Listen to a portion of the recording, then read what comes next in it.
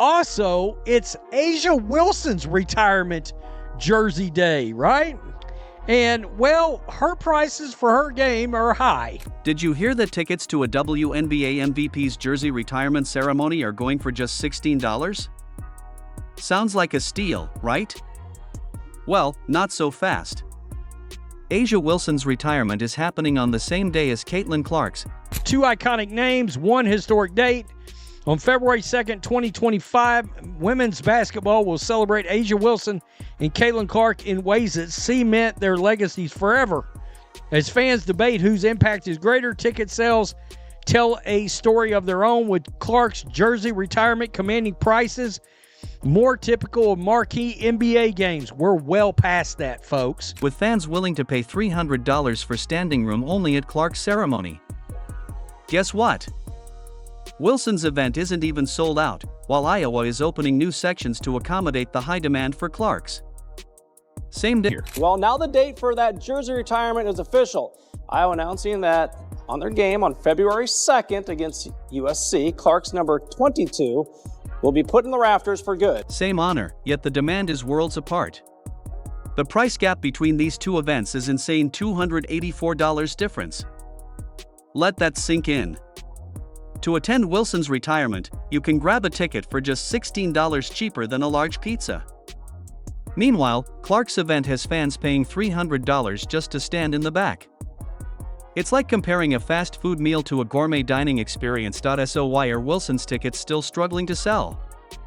She's a WNBA MVP. A'ja Wilson, the cornerstone of South Carolina's rise to prominence, will see her number 22 jersey retired at Colonial Life Arena when the Gamecocks face Auburn. A lot of people are pissed that this is the second day, or the same day. Now, I say a lot of people, A'ja Wilson fans are pissed that it's the same day. MVP, not a nobody, but somehow the excitement just isn't there. It's almost like people don't know who she is. For just $16, you'd expect a hot dog and a soda, not a chance to see a historic moment. And yet, that's the actual price to watch her jersey go up in the rafters. Now let's talk about the Clark phenomenon. Iowa is opening new sections to meet the overwhelming demand. Fans are treating these tickets like they're golden tickets to Willy Wonka's. Here comes Clark. How will she go for history?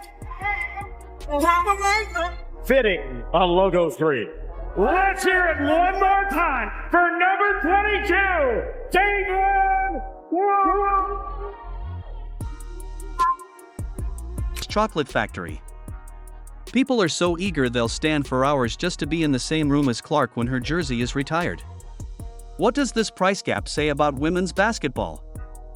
It's not just about the money, it's a sign of a major shift in the sport. Fans are showing with their wallets that there's a changing of the... From far as I can tell, Caitlin Clark fans don't give a rip about A'ja Wilson's jersey retirement. Guard. It's about more than just star power or recent accolades. It's about the impact these players have had on the game and how the public views women's basketball. Clark has captured the nation's attention in a way that goes beyond. However, in Iowa City, the retirement of Caitlin Clark's number 22 jersey at Carver Hawkeye Arena during Iowa's game against USC is shaping up to be a much bigger spectacle. And of course, this was a tweet that went out talking about $200 to $784 with a bunch of tickets listed over 1,000. Beyond basketball, she's become a cultural icon. Wilson, despite her incredible career, hasn't reached that same level of mainstream recognition. But there's more to this story than ticket prices. This is just the beginning of a much bigger narrative in women's sports. And how is Wilson reacting to all this? Back in April, Beth Gabby, coach of Iowa, announced that Caitlin Clark would become the third Hawkeye player in history to have her number retired. Iowa's game against USC on February 2, 2024, will make the event. I was like in tears, y'all. This, by the way, is driving A'ja Wilson fans nuts. They're furious that this is happening on the same day. Why are they doing this? Oh my God, don't they realize the impact of A'ja Wilson, blah, blah. What impact? Stop it. And even more special. But here's the twist, South Carolina decided to schedule Wilson's retirement for the same day. Coincidence? Possibly. But Wilson isn't taking it lightly. Her fans are speaking out, with one Twitter user bluntly asking, "Why would y'all retire her jersey on the same day as Asia? Are y'all stupid?" The frustration is real, and it's spreading faster than a Clark three-pointer.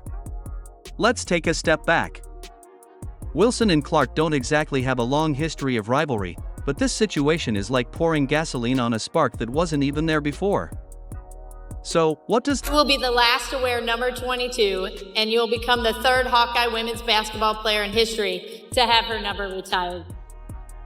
And that is what Beth Getz had to say back in April as the Hawks wrapped up their second straight national runner-up season. What does this mean for their legacies? For Wilson, it's like showing up to your own party only to find out someone else is the guest of honor. After 6 years since leaving South Carolina, she's finally getting her moment, right? Or is she? On Clark's side, it's just another win in her already game-changing career. Iowa's been planning this for a while, picking the perfect matchup on the weekend for a major event. It's not just Iowa taking on USC and Juju Watkins, nationally televised game, I believe. February 2nd, 2-2, so it's 22. Everything about it lines up. Retirement ceremony, it's a spectacle. The reality is, Iowa's had Clark's jersey in the rafters since summer, while South Carolina waited 6 years to honor one of their greatest players even after revealing Wilson's statue months ago. Remember when we said this story wasn't over? Well, buckle up. We're about to enter a world where ticket prices speak louder than words and TV deals are the real slam dunks. Let's talk attendance. Iowa's Carver Hawkeye Arena is about to be packed to the brim, every seat filled. One of the sentiments that was expressed was, "Oh, it's the same day as Asia Wilson's, how could you do?"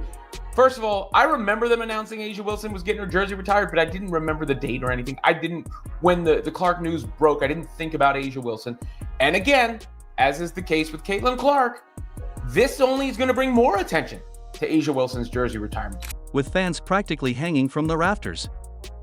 Meanwhile, in South Carolina, there may be a bit more elbow room, not here's where it gets even more interesting. Clark's jersey retirement isn't just any ceremony. It's part of a nationally televised game on Fox Sports, giving the entire country a chance to watch Caitlin Clark go head-to-head with Juju Watkins and USC. But that is a supply and demand thing, especially in today's day and age where there's no such thing as a sellout, right? Where you can go to any event you want as long as you're willing to pay for it because of the secondary ticket market. It's like a who's who of women's basketball all in one place. As for Wilson's ceremony, as of now, there are no broadcast plans, none. It's like comparing a blockbuster movie premiere to a straight-to-video release. So, what does all this mean for the players, their teams, and the WNBA? It's not just about one ceremony. This is a snapshot. And South Carolina waited years and years to retire Asia's jersey. Out of how fast women's basketball is evolving. Clark isn't just popular, she's breaking records left and right. Her college career was a highlight reel on repeat, and now, that success is translating into her pro career, where she set 62 records during her WNBA rookie season. Let's compare this. Clark's 2024 national championship game drew 18.7 million viewers. In contrast, Wilson's 2023 All-Star Game, before Clark even joined the league, drew just 850,000 viewers. That's 22 times fewer viewers. Let that sink in. Clark's last college game drew far more attention than Wilson's All-Star appearance. And we'll get to compare the ratings, because I would assume that game against Auburn will be televised somewhere. Now, whether or not it's nationally televised, like I think the Iowa game's going to end up being, I don't know. But look, when it comes to tickets, it's a supply and a demand issue. It's that simple. It's a good way to gauge one's popularity. Don't get me wrong, Asia Wilson is a fantastic player with the skills and achievements to prove it. But somewhere along the way, the buzz around her didn't build the way she probably hoped. It's the difference between a small ember and a raging wildfire, and right now, Clark is on fire. Is this a sign of a bigger shift in women's basketball? Absolutely. Clark has done what no one else has before, and this situation proves something I'm very thankful for. And obviously I've had some amazing teammates over the course of my 4 years here, and there's been a lot of really good 22s to come before me and play for this program, whether it's Kathleen Doyle or Sam Logic. So that number holds a lot of weight, far beyond my name, and I guess I'm just really grateful, and it'll be a special day. that the game is changing fast. It's about fan engagement, viewership, and star power both on and off the court. Clark has captured the world's attention, and the game is evolving both literally and figuratively with players like her leading the charge. But there's one more thing to consider. This story isn't just about Clark versus Wilson, or Iowa versus South Carolina. It's about the future of the WNBA and women's sports as a whole. And trust me, that future is looking brighter than ever. Remember when sports debates used to happen over beers at the local bar? Those days are long gone. Now, every fan with a smartphone is a pundit, and boy, do they have opinions on Clark and Wilson. But here's the million-dollar question: are these online reactions just noise, or are they shaping the future of